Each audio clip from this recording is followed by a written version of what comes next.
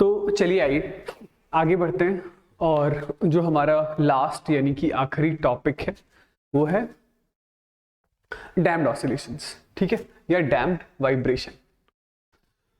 ठीक है, तो जैसा मैंने बताया अभी थोड़ी देर पहले कि ये जेईई मेन या नीट में तो है ही, 2023 से ये टॉपिक एडवांस में भी ऐड हो गया है।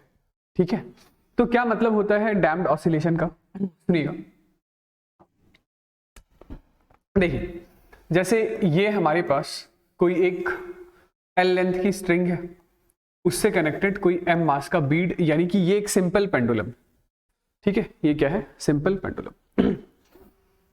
ये सिंपल पेंडुलम जहां रखा हुआ है वहां पर एयर प्रेजेंट। ठीक है, क्या है? Air present. तो अब यदि आप इस सिंपल पेंडुलम को इसके मीन पोजीशन से कुछ थीटा एंगल डिस्प्लेस करके यदि यहां से इस पोजीशन से आप इसे रिलीज कर देते हैं तो क्या होगा? ये पेंडुलम यहां से चलकर यहां तक आएगा, फिर ये यहां से चलकर हो सकता है कि ये एग्जैक्टली इतना हाइट ऊपर ना जाए, ये कहीं इस पोजीशन तक जाता है, फिर यहां से चलकर फिर ये इस पोजीशन तक आता है, फिर अब की बारी फिर उसी पोजीशन तक नहीं पहुंच पाएगा जहां से ये रिलीज किया गया था। ओके ना?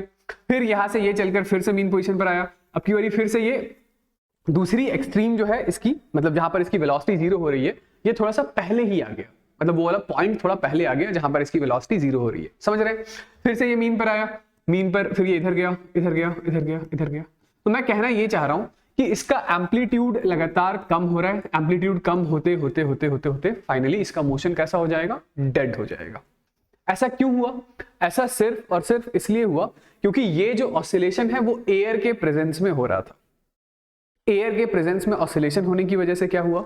तो एयर के प्रेजेंस में ऑसिलेशन होने की वजह से इस बीड पर अभी तक, जब तक एयर नहीं था तब तक सिर्फ एक ही फोर्स था, और वो फोर्स कौन सा था? रीस्टोरिंग फोर्स, यानी कि वेट का एक component mg sin theta, right. लेकिन अब एयर के प्रेजेंस में हम लोग ये कह रहे हैं कि यहां पर एक और फोर्स है, रीस्टोरिंग फोर्स के अलावा एक और फोर्स है। उस फोर्स को आप रेजिस्टिव फोर्स या डैम्पिंग फोर्स बोल सकते हैं। क्या कह सकते हैं? रेजिस्टिव या डैम्पिंग फोर्स बोल सकते हैं। समझ रहे हैं क्या कहना चाह रहा हूं? ठीक है, और इस डैम्पिंग फोर्स की एक खासियत है, खासियत कह लीजिए या नॉन खासियत कह लीजिए, वो ये है कि ये डैम्पिंग फोर्स डायरेक्टेड होता है हमेशा वेलोसिटी से अपोजिट दिशा में। वेलोसिटी से अपोजिट दिशा में मेरे कहने का मतलब है कि जब ये बीड इधर की तरफ आ रहा था, मतलब इसके पास वेलोसिटी इधर था, तो इस पर ये डैम्पिंग या रेजिस्टिव फोर्स इधर की तरफ काम कर रहा था। फिर ये बीड चलते चलते चलते चलते यहां आया, तो इसके पास वेलोसिटी यदि इधर है तो इस पर डैम्पिंग फोर्स इधर की तरफ काम कर रहा था, डैम्पिंग या रेजिस्टिव फोर्स। ठीक है ना? ये जब चलते चलते चलते चलते इधर आया, लेट से इसके पास वेलोसिटी इस दिशा में है, तो फिर से जो डैम्पिंग फोर्स है वो इस डायरेक्शन में काम कर रहा था। तो इस डैम्पिंग फोर्स के प्रेजेंट होने की वजह से क्या हो रहा है? तो मैंने जैसा बताया कि डैम्पिंग फोर्स वेलोसिटी से अपोजिट डायरेक्शन में, यानी डैम्पिंग फोर्स डिस्प्लेसमेंट से अपोजिट डायरेक्शन में। तो यदि आपसे कोई पूछे कि work done by damping force कैसा होगा, तो आप बोलेंगे ये जो work done by damping force है वो नेगेटिव होगा, नेगेटिव होगा, क्योंकि जिधर डिस्प्लेसमेंट है, जिधर वेलोसिटी है, उससे अपोजिट डायरेक्शन में ये डैम्पिंग फोर्स या रेजिस्टिव फोर्स काम करता है। तो वर्क डन नेगेटिव होगा, मतलब कि पावर ऑफ डैम्पिंग फोर्स कैसा होगा? तो ये पावर ऑफ डैम्पिंग फोर्स भी नेगेटिव होगा। तो इसी डैम्पिंग फोर्स के प्रेजेंट होने की वजह से सिस्टम से जो एनर्जी है वो एनर्जी लगातार कम हुए जा रही है, और सिस्टम से एनर्जी लगातार कम हुए जा रही है, हेंस इस ऑसिलेटिंग पार्टिकल का एम्पलीट्यूड लगातार कम हुए जा रहा है। एम्पलीट्यूड लगातार कम होते होते होते होते होते कभी ना कभी एम्पलीट्यूड कितना हो जाता है? जीरो हो जाता है। आई बात समझ? ठीक है, तो ये जो डैम्पिंग या रेजिस्टिव फोर्स है, मैं ये कहना चाह रहा था कि this damping force is directly proportional to minus times of velocity होता है। माइनस साइन का मतलब क्या है? Minus sign is this damping force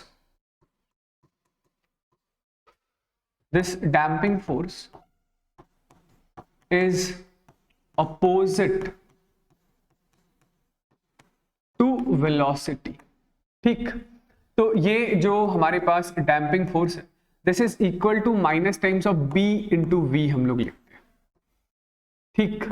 और ये जो B है, इसी B को हम लोग कहते हैं, this B is damping constant. ये B क्या है? तो B एक डैम्पिंग कांस्टेंट है। B की यूनिट के बारे में ध्यान रखिएगा, इसकी यूनिट से खेलते हैं प्रॉब्लम में। तो इस B की SI यूनिट क्या होगी बताइए? तो SI यूनिट हो जाएगा न्यूटन पर मीटर सेकंड, ठीक है।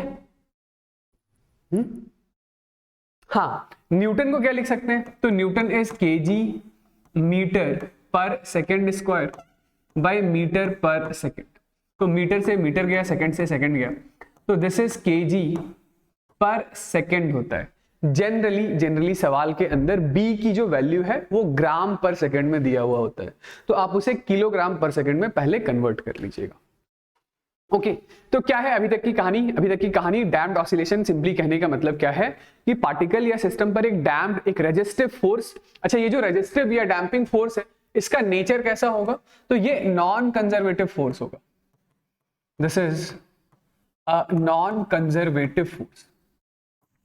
नॉन कंजर्वेटिव याद है ना? नॉन कंजर्वेटिव कहने का मतलब एक ऐसा फोर्स जो सिस्टम से लगातार एनर्जी कम करता है, ठीक है। तो सिस्टम से लगातार यहां पर एनर्जी कम हो रही है, हेंस ऑसिलेटिंग पार्टिकल का एम्पलीट्यूड कम हो रहा है, ठीक है। और एम्पलीट्यूड कम होते होते होते होते कभी ना कभी इसका जो मोशन है वो डेड हो जाएगा, एम्पलीट्यूड जीरो हो जाएगा, ठीक है। क्योंकि सिस्टम से एनर्जी जो है वो लगातार एनर्जी सिस्टम की डिक्रीज हो रही है, हेंस एम्पलीट्यूड सिस्टम का लगातार डिक्रीज हो रहा है, ठीक। तो ये जो डैम्पिंग फोर्स है, this is minus times of B into velocity होता है। ऑलराइट, ठीक है। चलिए, तो इसी पर बेस्ड हमें थोड़ी बहुत कहानी बनानी है, तो सुनिएगा इसे। मैं फिर से लिखता हूं, डैम्प्ड ऑसिलेशन। तो मैं ये कहना चाह रहा हूं, ठीक है,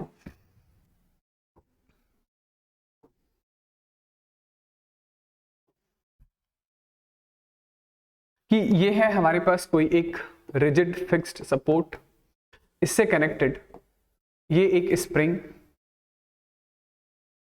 और इस स्प्रिंग से कनेक्टेड है एक m मास का ब्लॉक। मान लेते हैं ये स्प्रिंग का जो कांस्टेंट है वो कांस्टेंट k है, और ये पोजीशन है नेचुरल लेंथ वाली। ये जो पोजीशन है वो नेचुरल लेंथ वाली पोजीशन है। तो नेचुरल लेंथ वाले पोजीशन से ये जो ब्लॉक है वो लेट से कुछ x अमाउंट से डिस्प्लेस्ड है, ठीक। तो अभी इस ब्लॉक पर काम करने वाले फोर्सेस कौन से हैं? तो आप बोलेंगे ये वर्टिकली डाउनवर्ड डायरेक्शन में फोर्स है mg, और अपवर्ड डायरेक्शन में फोर्स है नॉर्मल। हमें इस नॉर्मल और mg से कोई लेना देना नहीं है। इस पर एक तो फोर्स है ये स्प्रिंग का रीस्टोरिंग फोर्स, है ना, स्प्रिंग फोर्स होगा। अब ये यदि यहां पर एयर प्रेजेंट है तो यहां पर एक डैम्पिंग फोर्स और प्रेजेंट है, और ये जो डैम्पिंग फोर्स होगा वो हमेशा वेलोसिटी से अपोजिट डायरेक्शन में होगा। मतलब यदि इस इंस्टेंट पर मान लेते हैं इस ब्लॉक की वेलोसिटी इस दिशा में है, तो इस पर एक डैम्पिंग फोर्स और है, और वो डैम्पिंग फोर्स इधर की तरफ डायरेक्टेड होगा, वेलोसिटी से अपोजिट डायरेक्शन में। समझ रहे हैं? ठीक है। या ये यदि ब्लॉक कहीं इस पोजीशन पर होता, कहीं इस पोजीशन पर होता, मान लेते हैं इसकी वेलोसिटी यदि इधर होती, तो इस पर ये डैम्पिंग फोर्स इस डायरेक्शन में डायरेक्टेड होता। मतलब ये जो डैम्पिंग फोर्स है हमेशा वेलोसिटी से अपोजिट डायरेक्शन में डायरेक्टेड होता है, और damping force directly proportional to the velocity भी होता है। इतनी सी बात क्लियर है ना? तो यदि मैं अभी इस ब्लॉक पर काम करने वाले नेट फोर्स की वैल्यू पूछूं कि कौन से फोर्सेस काम कर रहे हैं, तो आप क्या बोलेंगे? एक तो नेट फोर्स में हो गया आपका स्प्रिंग फोर्स यानी कि restoring force, that is equals to kx, ठीक है। अब एक और फोर्स है, कौन सा? तो वो डैम्पिंग फोर्स है, Fd से मैं डिनोट कर रहा हूं डैम्पिंग फोर्स, ठीक है। या एक बार के लिए इसको ऐसा लिख ही देता हूं कि F net is equal to, एक तो वो जो रीस्टोरिंग फोर्स काम कर रहा था वो एज इट इज काम कर ही रहा है, और एक दूसरा डैम्पिंग फोर्स और आ चुका है। यही दो फोर्सेस हैं, ठीक है। तो force restoring is equal to minus times of kx, और damping force is equal to minus times of b into velocity v, ठीक है।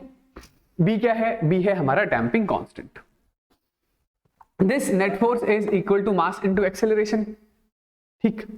तो यहां से आप क्या लिख सकते हैं कि acceleration is equal to minus k by m into x minus b by m into v। तो एक्सेलरेशन को फिर से हम लोग लिख लेते हैं, acceleration is d2x by dt square plus k by m into x plus b by m into x को हम लोग क्या लिखेंगे, x इज सॉरी v को क्या लिखेंगे, v is equal to dx by dt। This is equal to कितना होगा, तो दिस इज इक्वल टू 0, ये लीजिए, ठीक है। तो ये जो इक्वेशन आ रहा है इसी को हम लोग कहते हैं this is second order differential equation. ये क्या है, तो ये है हमारे पास सेकेंड ऑर्डर डिफरेंशियल इक्वेशन, ठीक है। ये सेकेंड ऑर्डर डिफरेंशियल इक्वेशन किसके लिए है, डैम्ड ऑसिलेशन के लिए, ठीक। इस सेकेंड ऑर्डर डिफरेंशियल इक्वेशन को भी हमें सॉल्व तो हम लोग कर सकते हैं, बट अभी एक बार के लिए जेईई मेन या नीट के लिए जो इंपॉर्टेंट चीज है वो कैसे सॉल्व करते हैं वो नहीं है, बल्कि इस सेकेंड ऑर्डर डिफरेंशियल इक्वेशन का जो सॉल्यूशन है वो सॉल्यूशन ज्यादा इंपॉर्टेंट है, ठीक है। तो मैं एक काम करता हूं कि इस सेकेंड ऑर्डर डिफरेंशियल इक्वेशन का सीधा आपको सॉल्यूशन लिख कर दे रहा हूं कि इस सेकेंड ऑर्डर डिफरेंशियल इक्वेशन का जो सॉल्यूशन है हमारे पास वो x is equal to a naught e raise to the power minus bt by 2m into cos of omega dash t plus 5, ठीक है। ये है हमारे पास सेकेंड ऑर्डर डिफरेंशियल इक्वेशन का सॉल्यूशन, ठीक है। ये सॉल्यूशन हो सके तो याद रख लीजिए, ठीक है। ये सॉल्यूशन हो सके तो याद रख लीजिए, ठीक। अब इसमें ये जो टर्म मैंने लिखा है ये a naught e raise to the power minus bt by 2m, तो इसी को हम लोग कहते हैं दिस इज एम्पलीट्यूड। एम्पलीट्यूड क्या है, तो amplitude a is equal to a naught e raise to the power minus bt by 2m। ये e raise to the power minus bt by 2m अपने आप में काफी एक सुंदर मैथमेटिकल फंक्शन है, ठीक है।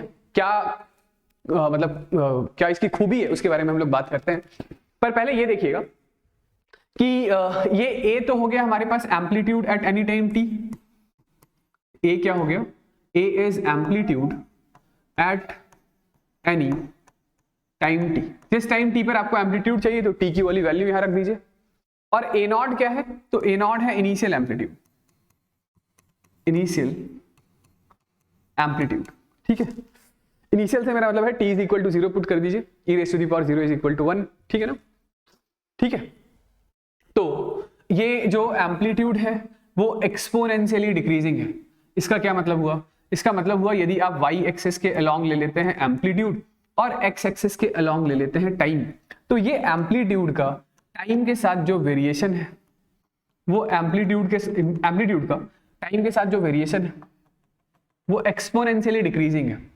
एक्सपोनेंशियली डिक्रीजिंग है मतलब ये एम्पलीट्यूड ऐसे घटते घटते घटते घटते घटते घटते घटते कभी ना कभी 0 हो जाएगा, समझ गए, ठीक है। तो ये तो भाई बात हुई किसके बारे में, एम्पलीट्यूड के बारे में, ठीक है। ये एम्पलीट्यूड इस तरीके से वेरी कर रहा है, ठीक। अगली बात कि ये ओमेगा डैश क्या है, नेक्स्ट ये सुनिएगा कि ये omega dash is damped angular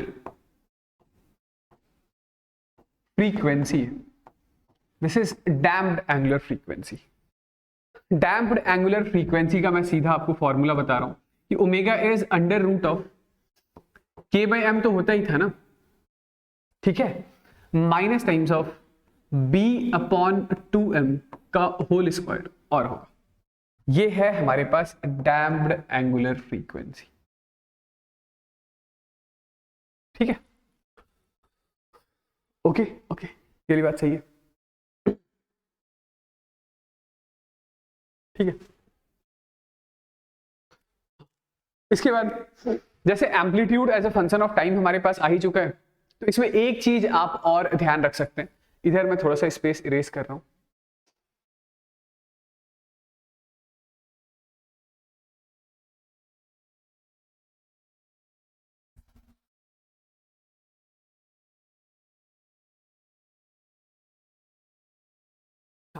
इसके बाद एक और चीज का ध्यान आप रख सकते हैं ये कि एनर्जी कितना होगा, energy of damped oscillation E। तो एनर्जी का expression E is equal to half k a square होता है, याद है ना, टोटल एनर्जी ऑफ SHM के बारे में बात कर रहे हैं। तो एनर्जी को हम लोग क्या लिख लेंगे, E इज इक्वल टू 1/2, ये K ठीक है, और A की जगह A naught E raise to the power minus BT/2m का होल स्क्वायर। तो ये कितना आ गया, 1/2 K A naught square into E raise to the power minus BT/m, यही होगा ना, ठीक है। तो ये लीजिए, ये हमारे पास आ गया एनर्जी, ठीक है, ये याद रखिएगा। मतलब एम्पलीट्यूड में माइनस BT/2m है, उसका स्क्वायर किया, ये माइनस BT/m हो जाएगा, ठीक। इसी में ये जो हम लोग एम्पलीट्यूड यहां पर ऐसा एक्सपोनेंशियली डिक्रीज होता हुआ दिखा रहे हैं, तो इसी में एक इसी एम्पलीट्यूड डिक्रीजिंग का एक स्पेशल केस है, उसे हम लोग क्रिटिकल डैम्पिंग बोलते हैं, क्रिटिकल डैम्पिंग। तो क्रिटिकल डैम्पिंग सिंपली कहने का मतलब ये हुआ कि ये जो damped angular frequency omega dash है, यदि वो ओमेगा डैश 0 हो जाए तो इसी सिचुएशन को हम लोग कहेंगे क्रिटिकल डैम्पिंग। क्या मतलब हुआ इसका, तो ओमेगा डैश कब 0 होगा, पहले ये देख लीजिए। तो ओमेगा डैश की वैल्यू आपके पास 0 हो जाएगी, इसका मतलब ये हुआ कि K/m minus times of B/2m का होल स्क्वायर, ये 0 हो गया, ठीक है। ये कितना हो गया, 0 हो गया, यानी कि K/m is equal to B/2m का होल स्क्वायर, ठीक है। तो ये कितना आ रहा है, K/m is equal to B square upon 4m square. तो ये m से m कैंसल आउट हो गया, और यहां से हमारे पास B की वैल्यू आ रही है √4km। तो यदि डैम्पिंग कांस्टेंट इतना है, यदि डैम्पिंग कांस्टेंट B की वैल्यू कितनी है, √4km के बराबर है, डैम्पिंग कांस्टेंट B की वैल्यू √4km के बराबर है, ठीक है। तो इसी सिचुएशन को हम लोग कहते हैं क्रिटिकल डैम्पिंग। और क्रिटिकल डैम्पिंग वाले सिचुएशन में क्या होता है, तो क्रिटिकल डैम्पिंग वाले सिचुएशन में आप ऐसा बोल सकते हैं कि ये एम्पलीट्यूड A और y एक्सिस के अलॉन्ग, सॉरी x एक्सिस के अलॉन्ग टाइम ले रखा है हम लोगों ने। तो क्रिटिकल डैम्पिंग कहने का मतलब ये हुआ कि एम्पलीट्यूड बस आधे ही साइकिल में 0 हो जाएगा। मतलब आपने पार्टिकल को रिलीज किया मीन पोजीशन से और वो बस एक्सट्रीम पोजीशन तक ही पहुंचा, सॉरी एक्सट्रीम पोजीशन से रिलीज किया और वो जस्ट मीन पोजीशन पर पहुंचकर रेस्ट पर आ गया, उस सिचुएशन को कहते हैं क्रिटिकल डैम्पिंग, ठीक है। आ रही बात समझ। तो क्रिटिकल डैम्पिंग वाले सिचुएशन में ये ओमेगा डैश आपका 0 है, तो वहां पे डिस्प्लेसमेंट एक्सप्रेशन क्या होगा, तो ये जो डिस्प्लेसमेंट एक्सप्रेशन x है, this x is equal to a naught e raise to the power minus BT/2m into cos of pi होगा बस, ठीक है। ये a नॉट है, ये y एक्सिस के अलॉन्ग डिस्प्लेसमेंट था हमारे पास, डिस्प्लेसमेंट वर्सेस टाइम का ये ग्राफ, ठीक है, समझ गए, ओके। तो ये तो समझ ही गए होंगे कि ये जो अभी डैम्प्ड एंगुलर, सॉरी ये ओमेगा डैश था, तो ये ओमेगा डैश आपका ओमेगा से कम होता है, ओमेगा डैश की जो वैल्यू है वो ओमेगा से छोटी है, माइनस कर रहे हैं ना यहां पर हम लोग B/2m, ठीक है।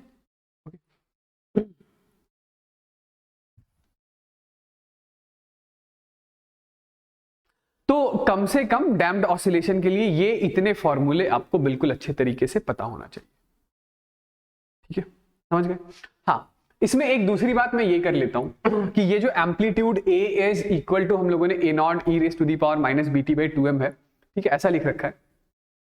तो ऐसे एम्पलीट्यूड वाले फंक्शन में जैसे हमारे पास जो एम्पलीट्यूड है वो A is equal to A naught e raise to the power minus BT/2m, ठीक। तो ये जो एम्पलीट्यूड है वो एक्सपोनेंशियली डिक्रीजिंग फंक्शन है। तो इस एक्सपोनेंशियली डिक्रीजिंग फंक्शंस में जो फ्रैक्शनल चेंज है, फ्रैक्शनल चेंज वो हर इक्वल टाइम इंटरवल में आने वाला फ्रैक्शनल चेंज एक जैसा होता है। तो मैं ये कह रहा था कि लेट से शुरुआत में एम्पलीट्यूड ए नॉट है, तो किसी टी टाइम के बाद एम्पलीट्यूड घटकर ए नॉट बाई 2 हो गया। ए नॉट बाई 2 से मेरा मतलब है ए नॉट इंटू 1 बाई 2 पर पावर 1। तो फिर से एग्जैक्टली टी टाइम के बाद, ये एम्पलीट्यूड ए नॉट बाई 4 हो जाएगा, यानी कि A naught into 1 by 2 raise to the power 2।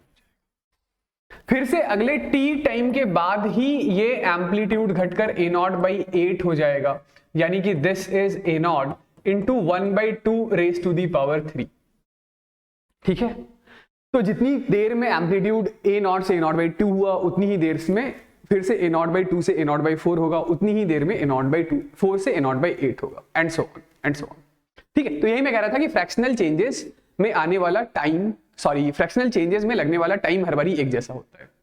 ठीक, ऐसा सिर्फ ए नॉट बाई 2 के लिए ही नहीं है। मैं ये कह रहा हूं कि किसी इंस्टेंट पर एम्पलीट्यूड ए नॉट है और मान लेते हैं टी डैश टाइम के बाद एम्पलीट्यूड घट करके ए नॉट बाई 3 हो गया, तो फिर से अगले टी डैश टाइम के बाद ही एम्पलीट्यूड घट करके ए नॉट बाई 9 हो जाएगा, यानी आप इसे लिख रहे हैं ए नॉट 1 बाई 3 पर पावर 1 और इसे लिख रहे हैं ए नॉट 1 बाई 3 का स्क्वायर। फिर से अगले टी डैश टाइम के बाद क्या हो जाएगा बताइए, तो amplitude a naught by 1 by 3 raise to the power 3, यानी कि 27 हो जाएगा, एंड सो। ठीक है, चलिए इस चीज को याद रखिएगा, आगे बढ़ते हैं। ये सवाल बताइए, क्या है सवाल?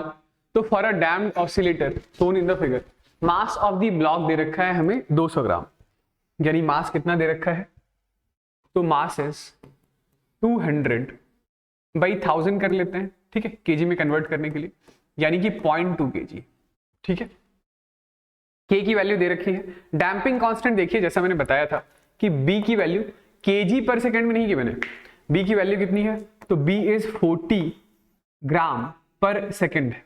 ठीक है, यानी कि बी की वैल्यू को हम लोग क्या करेंगे बताइए, क्या लिखेंगे, तो 40 into 10 raise to the power -3 kg पर सेकंड लिख लीजिएगा। ठीक है भाई, alright. Time period of oscillation, तो टाइम पीरियड ऑफ ऑसिलेशन निकालने के लिए क्या करना होगा, तो टाइम पीरियड ऑफ ऑसिलेशन यानी time period of damped oscillation 2 pi upon damped angular frequency, और ये damped angular frequency omega dash का फॉर्मूला क्या है, omega dash is equal to under root of k by m minus b by 2m का whole square. ठीक है, निकालिए भाई जरा वैल्यू कितनी आ रही है, तो this is under root of k की वैल्यू क्या है, k is equal to 80 by 0.2। ठीक है, minus times of b upon 2m, तो b की वैल्यू है हमारे पास 40 into 10 raise to the power -3 और m है हमारे पास 2m है ना, यानी कि 2 इंटू 0.2 इसका होल स्क्वायर। ठीक है, कितना होगा ये बताइए, तो ऊपर 10 और लिख लेते हैं, ये 4 से ये 10 टाइम्स में, तो ये हमारे पास आ रहा है 10 रेज टू दी पावर, ये तो कितना हो गया, ये 400, तो इसकी वैल्यू आ रही है under root of 400 minus 10 raise to the power -3 -2, मतलब 10 रेज टू दी पावर -1 उसका square, 10 raise to the power -2 यानी 1/100। ठीक है, this is under root of 400 minus 1/100, 1/100 यानी 0.01। ठीक है, इतना ही आया ना। ठीक है, तो इसको क्या लिख लेंगे हम लोग बताइए, ये 1/100 400 के सामने अप्रोक्सीमेटली 0 मान लें, मतलब इग्नोर कर दें इसको। ठीक है, यदि आप इसको इग्नोर कर रहे हैं तो ये वाली वैल्यू हमारे पास आ रही है कितनी, √2 टाइम्स ऑफ 10। ठीक है, अरे सॉरी, √2 टाइम्स ऑफ, मतलब ये सिर्फ इसको हम लोगों ने सिर्फ अंडर रूट ऑफ 400 लिख लिया है। ठीक है, तो इसको 4 इंटू 100 लिख लेते हैं, अरे हाँ, तो दिस इज 20, ये वाली वैल्यू कितनी आ गई है, 20 आ गई है। ठीक है,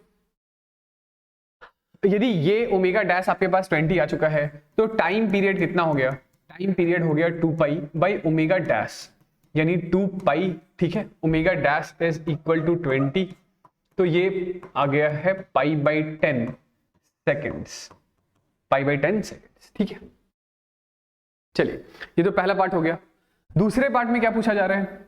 दूसरे पार्ट में पूछा जा रहा है कि time taken for its amplitude of the vibration to drop to half of its initial value. क्या मतलब हुआ? तो एम्पलीट्यूड का एक्सप्रेशन हमें पता है कि amplitude a is equal to A naught E raise to the power minus BT/2m होता है, यही होता है ना। ये a amplitude at any instant है, तो एम्पलीट्यूड घटकर कितना हो जाए?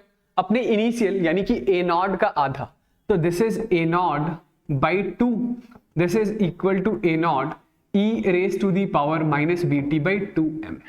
ठीक है, ओके। तो ये ए नॉट से ए नॉट कैंसल आउट हो गया, ये हमारे पास आ रहा है 2 raise to the power minus 1 is e raise to the power minus BT/2m। ठीक है, लॉग लगा लेते हैं दोनों साइड, तो इसको हम लोग क्या लिख लेंगे? इसको लिख लेंगे ln2, माइनस से माइनस कैंसिल आउट हो जाएगा, है ना, इज इक्वल टू BT/2m। तो ये लीजिए भाई, यहां से हमारे पास टाइम का एक्सप्रेशन आ गया कि टाइम की वैल्यू कितनी है? टाइम की वैल्यू है 2m ln2 बाई b। तो टाइम का जवाब आ रहा है हमारे पास ये 2। ठीक है, क्या मास की वैल्यू है, मास की वैल्यू है, मास कितना था? मास था 0.2, ln2 की वैल्यू 0.693 होता है, डिवाइडेड बाई b है हमारे पास 40 into 10 raise to the power minus 3। ठीक है, कितना आ जाएगा ये?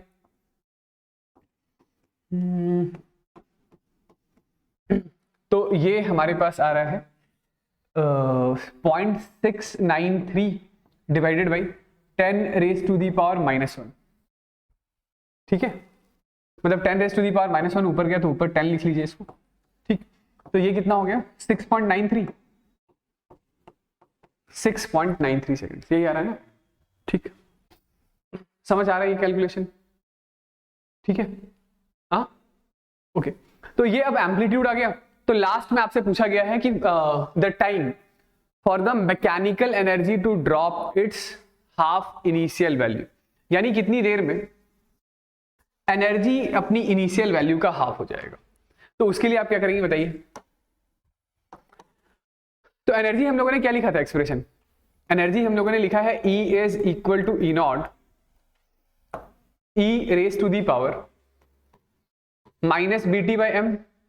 यहां पर हाफ के ए नॉट को मैंने ई नॉट लिख दिया है, हाफ के ए नॉट को क्या लिख दिया है? ई नॉट लिख दिया है। मतलब एनर्जी का जो जनरल एक्सप्रेशन हम लोगों ने निकाला था वो energy is equal to 1/2 into K into A naught square into E raise to the power minus BT/m। ठीक है, तो ये हाफ करेंगे यानी कि this is E/2, sorry E naught by 2 is equal to E naught E raise to the power minus BT/m। E naught cancel out हो गया, तो फिर से वही कहानी, क्या कि this is ln2 is equal to BT/m। तो यहां से t की वैल्यू कितनी आ रही है? m times of ln2 by b। तो वही वैसा ही तो कुछ एक्सप्रेशन यहां पर था कि बस ये 2 का फैक्टर ऊपर और था, यहां पर 2 का फैक्टर और था, यहां पर 2 का फैक्टर नहीं है ना। ये सब कुछ इस वजह से हो रहा है क्योंकि यहाँ energy is equal to E naught E raise to the power minus BT/m है और एम्पलीट्यूड में A is equal to A naught E raise to the power minus BT/2m था। इसी का स्क्वायर करके तो एनर्जी निकाला था। तो इसका मतलब क्या है? इसका मतलब ये है कि जो भी टाइम लगा है, जितनी देर में एम्पलीट्यूड हाफ हुआ है, जितनी देर में एम्पलीट्यूड हाफ हुआ है, उसके आधे टाइम में एनर्जी हाफ हो जाएगी। ठीक है, आ रही है बात समझ? तो यहाँ पे जो टाइम है, क्योंकि यहाँ पे देख लीजिए ये 2m ln2/b है और यहाँ पे just m times of ln2/b है, तो एनर्जी मैं सीधा ही इसका आंसर लिख रहा हूं, ये 6.93/2 सेकेंड्स होगा। यानी ये कितना हो गया? तो दिस इज 3.46 सेकेंड्स। ठीक है, चलिए समझ गए। नेक्स्ट क्वेश्चन कुछ ऐसा है कि when an oscillator completes 100 oscillation, its amplitude is reduced to 1/3 of its initial value what will be it's amplitude when it completes 200 oscillation. ठीक है, तो मान लेते हैं कि जो शुरुआत का एम्पलीट्यूड है ए नॉट है, बिल्कुल शुरुआत में इनिशियल एम्पलीट्यूड कितना है ए नॉट, और लेट्स से कि टाइम पीरियड कितना है, तो time period is equal to t मान लेता हूं, टाइम पीरियड कितना है टी। ठीक है, तो आपको क्या बताया जा रहा है, आपको ये बताया जा रहा है कि एम्पलीट्यूड ए नॉट से घटकर ए नॉट बाई 3 हो गया कितनी देर में, जितनी देर में उसने 100 ऑसिलेशन परफॉर्म किया है, जितनी देर में 100 ऑसिलेशन परफॉर्म किया है, तो 100 ऑसिलेशन परफॉर्म करने में लगने वाला टाइम कितना होगा 100 इंटू टी, राइट। अब पूछा जा रहा है कि what will be it's amplitude when it covers या कंप्लीट्स 200 ऑसिलेशन, यानी कि फिर से 100 ऑसिलेशन और परफॉर्म कर लेगा तो एम्पलीट्यूड कितना हो जाएगा। यही तो जस्ट हम लोग अभी डिस्कस कर रहे थे थ्योरी में कि ये जो एम्पलीट्यूड का एक्सप्रेशन है a is equal to A naught E raise to the power minus v t by 2m, ये एक्सपोनेंशियली डिक्रीजिंग फंक्शन की खूबी ही यही है कि इसमें हर इक्वल टाइम इंटरवल के अंदर इक्वल फ्रैक्शनल चेंज आता है। ठीक, तो यदि इस टाइम को मैं t बोल दूं, तो पहले t टाइम में यदि एम्पलीट्यूड घटकर 1/3 हुआ है, तो नेक्स्ट t टाइम के अंदर एम्पलीट्यूड फिर से 1/3 और घट जाएगा, यानी कि अब एम्पलीट्यूड कितना हो जाएगा, तो अब एम्पलीट्यूड a नॉट बाई 9 हो जाएगा। एम्पलीट्यूड घटकर कितना हो जाएगा a नॉट बाई 9 हो जाएगा, यानी कि जो नया एम्पलीट्यूड होगा वो 1/9 टाइम्स होगा। ठीक है, 300 ऑसिलेशन के बाद कितना हो जाएगा a नॉट बाई 27, आ रही बात समझ। 400 ऑसिलेशन बाद कितना हो जाएगा a नॉट बाई 81, ठीक है, एंड सो ऑन।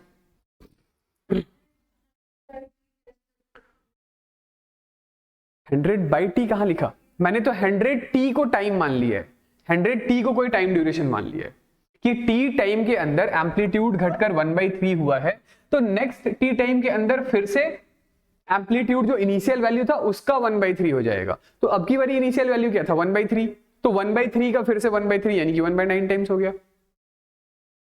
फिर से एक और 100 ऑसिलेशन होगा, तो अब एम्पलीट्यूड a नॉट बाई 27 हो जाएगा, ये कह रहा हूं। ठीक है,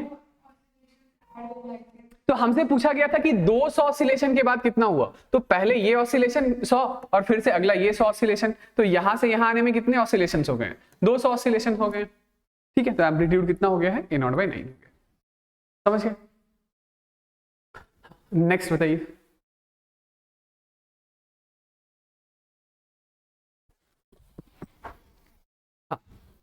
तो सवाल है कि एक सिंपल पेंडुलम है जिसका मास है m, उसके ऊपर कोई एक डैम्पिंग फोर्स काम कर रहा है और वो damping force F is equal to minus times of bv है। v जो है वो velocity of the pendulum. Average life time of the simple pendulum आपसे पूछा गया है, तो मैं बता देना चाहूंगा कि एवरेज लाइफ टाइम कहने का मतलब होता है वो टाइम जितनी देर के बाद एम्पलीट्यूड अपनी इनिशियल वैल्यू का 1/e टाइम्स हो जाता है। एम्पलीट्यूड कितना हो जाता है, एवरेज लाइफ कहने का मतलब है वो टाइम इंटरवल जितनी देर के बाद एम्पलीट्यूड अपनी इनिशियल वैल्यू का 1/e टाइम्स हो जाता है। बताइए कि एम्पलीट्यूड कितनी देर के बाद 1/e टाइम्स हो जाएगा, ये निकालना काफी आसान होगा क्योंकि आपको पता है कि amplitude a is equal to आप लिखते हैं a naught e raise to the power minus bt by 2m। ठीक है, यही है ना एम्पलीट्यूड का एक्सप्रेशन। तो amplitude a naught by e is equal to a naught e raise to the power minus bt by 2m आपने लिखा, a not निपट गया, तो ये हमारे पास है e raise to the power minus 1, this is e raise to the power minus bt by 2m, log लगा लीजिए दोनों साइड, तो 1 is equal to bt by 2m है, तो t की वैल्यू कितनी है 2m बाई b है। ठीक, तो इसी 2m बाई b को हम लोग क्या कहते हैं, this is average life, average life. ठीक है, ओके ना। चलिए, तो नेक्स्ट हम लोग बात करते हैं इसके बाद ऑसिलेशन के एक और टाइप के बारे में जिसका नाम है फोर्स्ड ऑसिलेशन या फोर्स्ड वाइब्रेशन।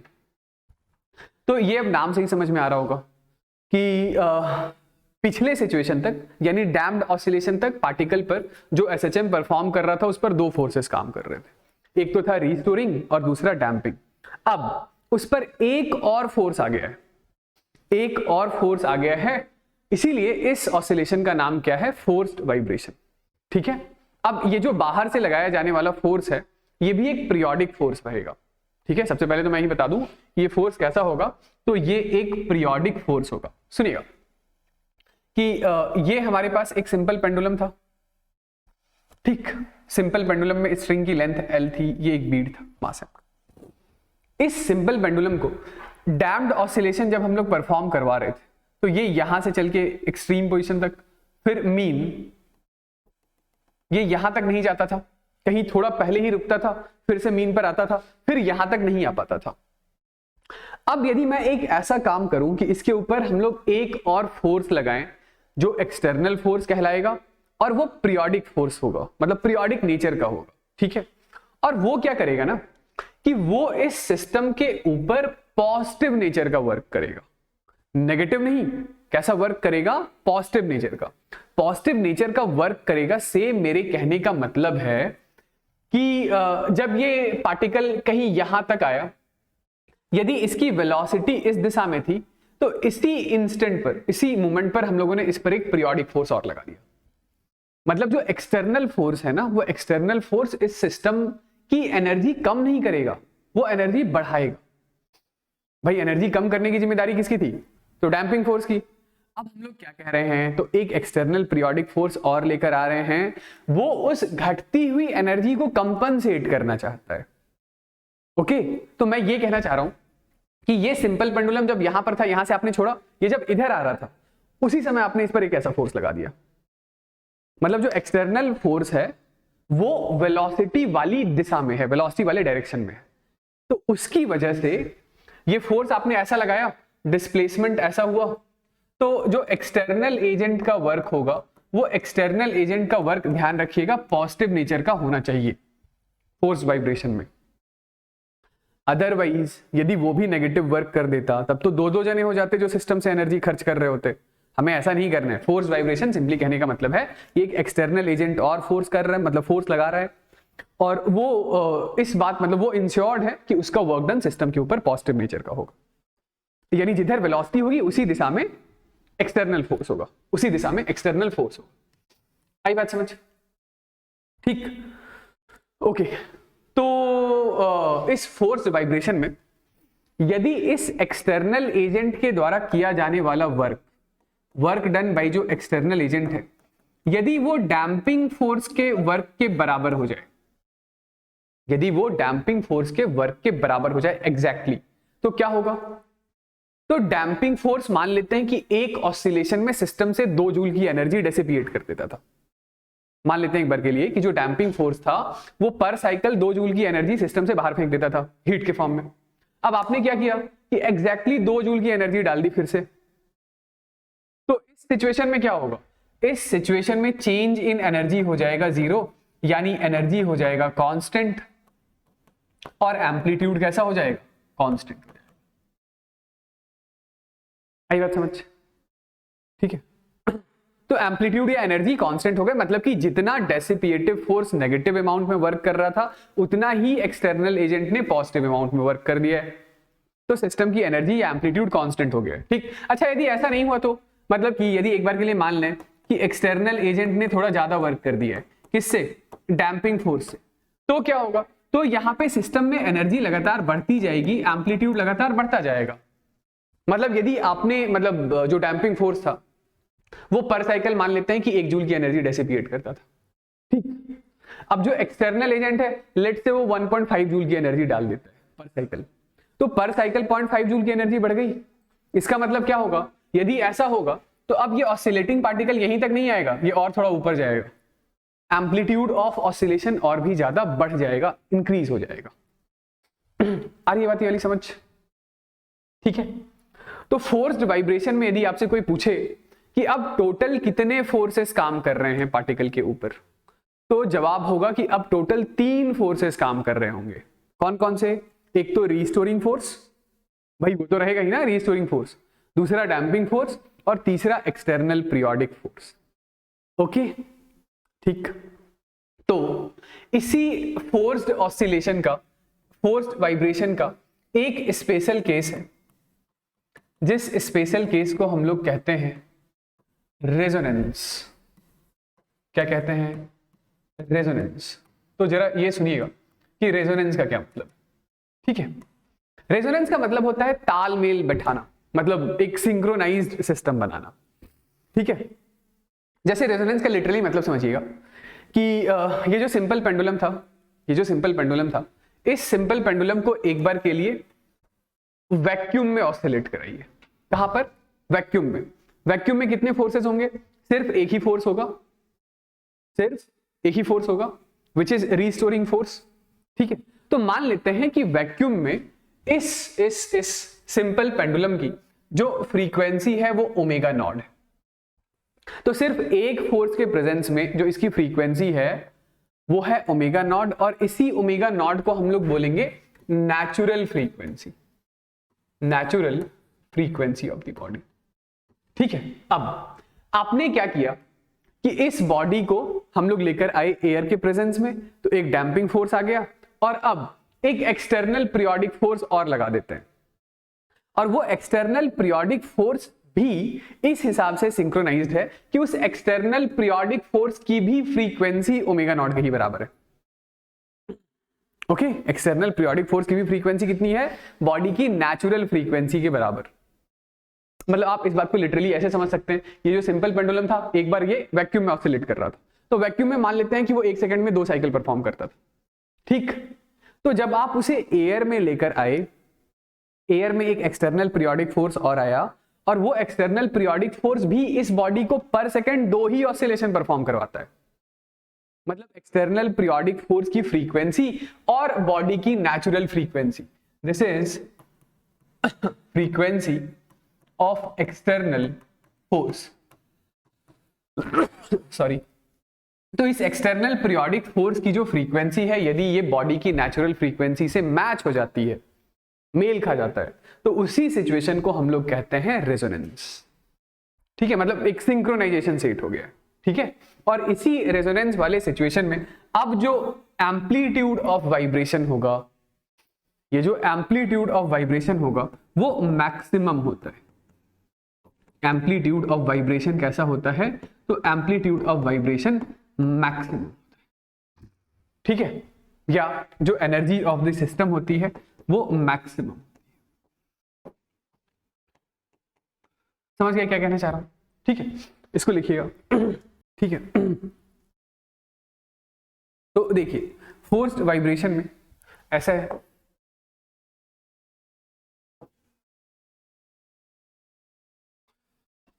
कि ये फिर से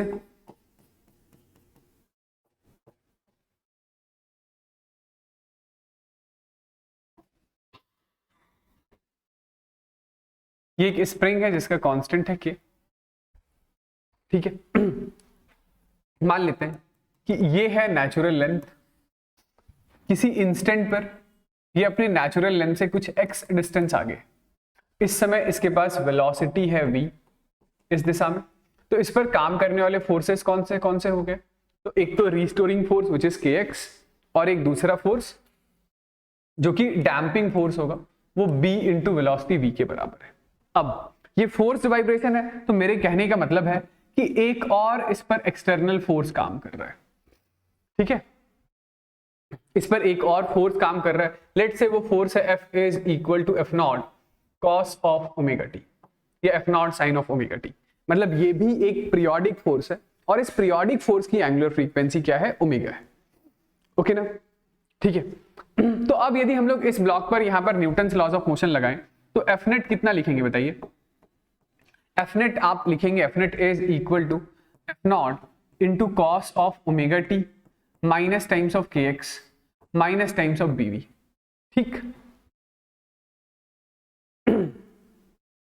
F naught is equals to mass into acceleration, acceleration is d2x by dt square. This is equal to f naught into cos of omega t minus के एक्स माइनस बी, v को लिख सकते हैं dx by dt, right? ठीक, तो ये तो और भी मुश्किल इक्वेशन आएगा, ठीक है, ये तो और भी टफर साइड का ही इक्वेशन है, ठीक है, सेकंड ऑर्डर डिफरेंशियल इक्वेशन, ठीक है। तो फिर से इसका भी सॉल्यूशन वगैरह आपको नहीं याद रखना है, ठीक है। हाँ, आप एक चीज याद रख सकते हैं कि इस समय जो एम्पलीट्यूड होगा वो एम्पलीट्यूड कितना होगा, तो एम्पलीट्यूड होगा F naught by mass m divided by under root of omega square minus omega naught का स्क्वायर इस पूरे का whole square minus b omega by m का स्क्वायर। सॉरी, ये माइनस नहीं, ये प्लस होता है यहां पर, बी ओमेगा बाई एम का स्क्वायर।